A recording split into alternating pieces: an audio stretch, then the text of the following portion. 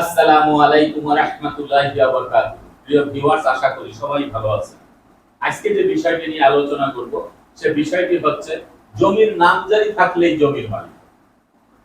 কিভাবে মালিক?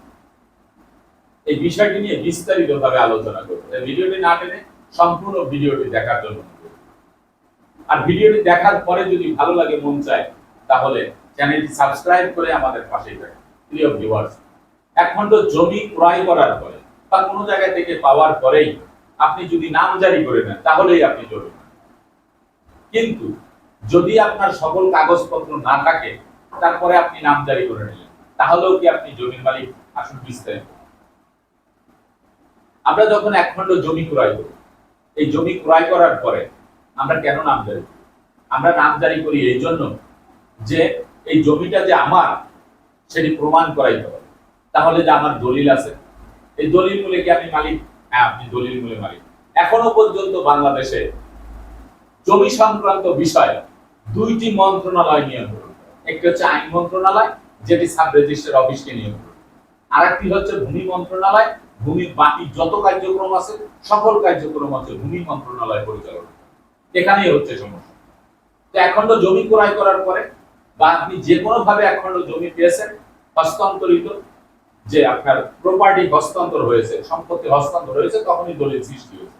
তাহলে সেই দলিলটি সাব রেজিস্ট্রার অফিস কিন্তু স্বাক্ষরিত হওয়ার পরে সাব রেজিস্ট্রার অফিসের বালান বইতে সেটা এন্ট্রি করা আছে, আর আপনার কাছে একটি দলিল আছে। আর কোনো ডকুমেন্টস আপনার কাছে নেই। এবং সরকারের যে সংশ্লিষ্ট বিভাগ ভূমি অফিসের প্রত্যেকটি ব্রাঞ্চে কোনো জায়গায় কিন্তু আপনার নাম নেই। নাম কার আছে? যার কাছ থেকে আপনি জমি পেয়েছেন। আপনি গরিব সূত্রে পেয়ে থাকেন বা অন্য যে কোনো ভাবে পেয়ে থাকেন, তার নাম কিন্তু আপনার তহসিল অফিস, যেটি নায়েবের অফিস, সেখানে আছে, এসিল্যান্ডের অফিসে আছে, ডিসি অফিসে, সমস্ত জায়গার যত রেকর্ড বই আছে, সব জায়গায় সেটেলমেন্ট অফিস, সব জায়গায় আপনার সেই মালিকের নাম আছে। তাহলে নামজারি করলে সাথে সাথে কি হয়, যে আপনি যে নতুন এক খণ্ড জমি পেয়েছেন বা ক্রয় করেছেন, সেই জমির যে দলিল এবং বাকি কাগজপত্র নিয়ে যখন আপনি আবেদন করতেছেন, আবেদন করলে যে পূর্বের মালিক যে সম্পত্তি বিক্রি করে দিয়েছে, সেটার যে ডকুমেন্ট, সেটি তো সাব রেজিস্ট্রার অফিস থেকে আপনাকে দিয়েছে।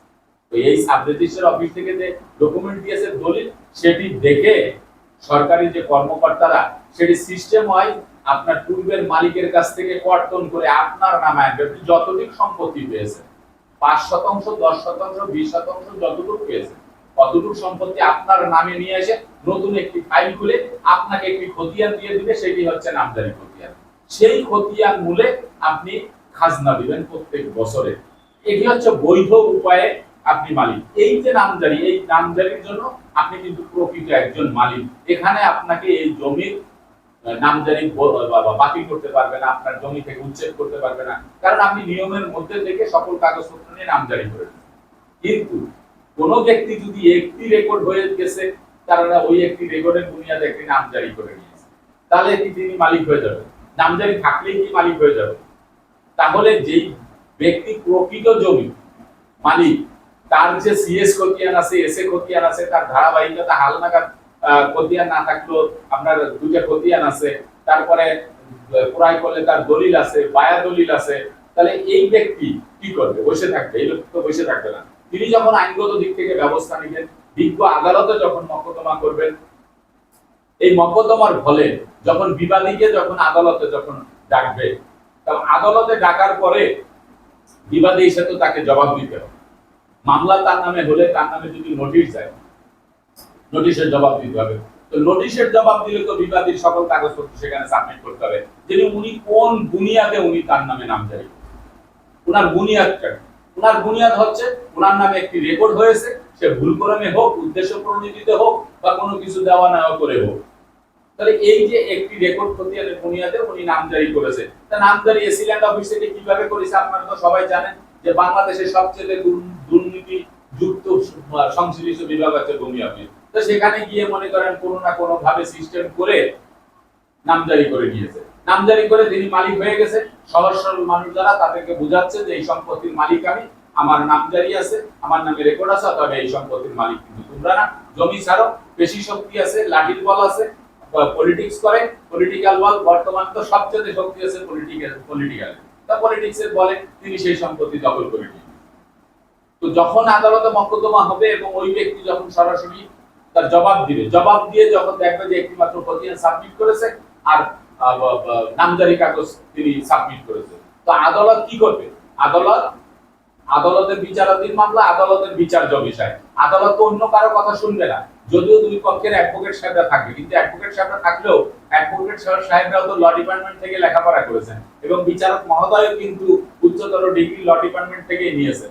তাহলে এইখানে তো কোনো ই হবে না, বিতর্কের কোনো সৃষ্টি হবে না, যেটা আইনে আছে সেটা বলবে। তো যিনি প্রকৃত মালিক তার সেই সিএস খতিয়ান থেকে শুরু করে কত পর্যন্ত একটি খতিয়ান, বাকি সব কাগজ তার রয়েছে, তার নামে পূর্বের নামজারিও ছিল, সবকিছু তিনি সাবমিট করেছেন, তিনি বিগত 30 বছর পর্যন্ত খাজনাও দিয়েছেন, এক সময় এসে তার খাজনা বন্ধ হয়ে গেছে।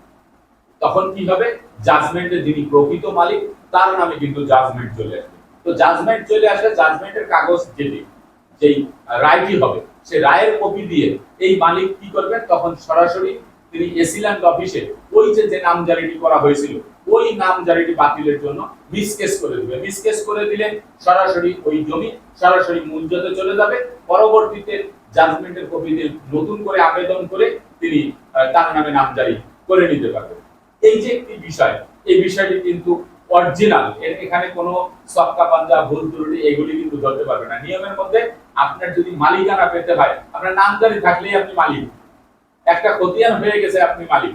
এই সমস্ত যুগ চলে গেছে, এই সমস্ত সময় চলে গেছে, এই সমস্ত জামানা চলে গেছে। তথ্য প্রযুক্তির জামানায় ডিজিটাল পদ্ধতিতে সবকিছু হচ্ছে।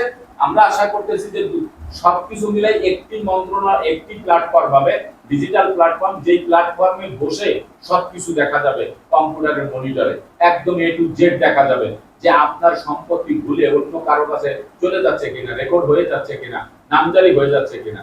এই বিষয়টা কিন্তু চলে আসছে, খুব সহসায় চলে আসতেছে। আমি যতটুকু শুনেছি যে বর্তমান যে ভূমি উপদেষ্টা তিনি কিন্তু অলরেডি কাজ শুরু করেছেন। আস্তে আস্তে আমার কাছে কয়েকটা নোটিশও আছে, আমি যে নোটিশগুলি প্রিন্ট আউট করে রেখেছি, যে সেখানে কিন্তু নোটিশের পর নোটিশ বিভিন্ন ভূমি কর্মকর্তাদেরকে অলরেডি ডাকা হয়েছে। ভূমি কর্মকর্তাদেরকে বলা হয়েছে যেই সমস্ত নিজেদের মধ্যে যেই সমস্ত মামলা মকদ্দমা হয়েছে জমি সংক্রান্ত বিষয়, সেগুলি আদালতে না গিয়ে তারা যেন তাদের মাধ্যমে যেন সেগুলি তারা শেষ করে দেয়, অর্থাৎ খারিজ করে দেয়। কারণ এলাকায় এসিল্যান্ডের কাছে অনেক অভিযোগ আছে, সেই অভিযোগগুলি যেন তারা নিজেরা বসে তারপরে যেন সেগুলি সমাধান করে দেয়। এরকম নোটিশও কিন্তু আমার কাছে আছে। তো দেখা যায় যে বর্তমান অন্তর্বর্তীকালীন সরকারের যে উপদেষ্টা আছেন আমাদের আরিফ সাহেব, হাসান আরিফ সাহেব, উনি অত্যন্ত ভালো মানুষ, একজন লয়ার। তিনি থেকে এই ভূমি সেক্টরটাকে কতটুকু এগিয়ে নিয়ে যেতে পারেন। তবে সবচেয়ে মুদ্রা কথা হচ্ছে যে একটি খতিয়ান এবং নামজারি থাকলেই জমির মালিকানা পাওয়া যাবে না। জমির মালিকানা পেতে গেলে আপনার কোনো ডকুমেন্টস ঘাটতি থাকা যাবে না। যদি কোনো ডকুমেন্টস ঘাটতি থাকে তাহলে আপনাকে মকদ্দমাতে সেটি সংশোধন করে নিয়ে আসতে হবে। আর ধারাবাহিকভাবে মালিকানার চেয়ে 100% ঠিক থাকতে হবে, তাহলেই আপনি সেই ডকুমেন্ট দিয়ে মালিকানা দাবি করতে পারবেন। প্রিয় ভিউয়ার্স, আজকের মতো ভিডিওটি এখানে শেষ করব। আগামীতে দেখা হবে অন্য কোনো ভিডিও নিয়ে। সে পর্যন্ত সবাই ভালো থাকবেন, সুস্থ থাকবেন আর আমার জন্য দোয়া করবেন। আল্লাহ হাফেজ।